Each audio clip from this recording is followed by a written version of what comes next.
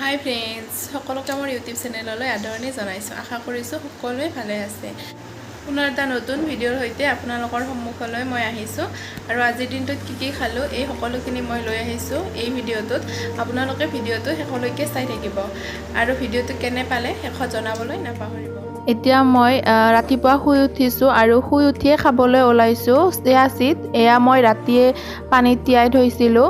এয়া খালে স্বাস্থ্যৰ কাৰণে আৰু স্কিনৰ কাৰণেও ভাল। এতিয়া মই ব্ৰেকফাষ্ট কৰিবলৈ ওলাইছোঁ। এয়া হৈছে অ'টছ, মই গাখীৰেৰে বনাই লৈছোঁ। তাৰ ওপৰত খেজুৰ আৰু এপ্ৰিকট আৰু কিছুমান চিডছ মই ইয়াৰ লগত মিহলি কৰি লৈছোঁ আৰু এনেদৰে মই আজি মোৰ ব্ৰেকফাষ্টটো কৰিলোঁ।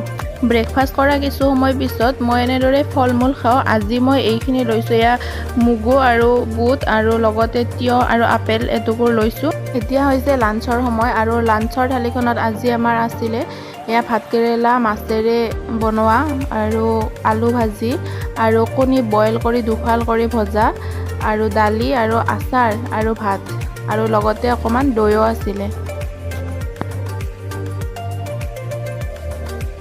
ইভিনিং সময়ত আমি অকণমান বাহিৰলৈ ওলাই গৈছিলোঁ আৰু তাত আমি খালোঁ দহি পাপৰি চাট। সাধাৰণতে মই ইমান বেছিকৈ নাখাওঁ। আজিৰ দিনটোত বহুত হেভিকৈ খোৱা হৈছে, সেইকাৰণে মই ৰাতি ডিনাৰ নকৰিলোঁ। গ্ৰীণ টি একাপ খায়ে মই শুই গ'লোঁ।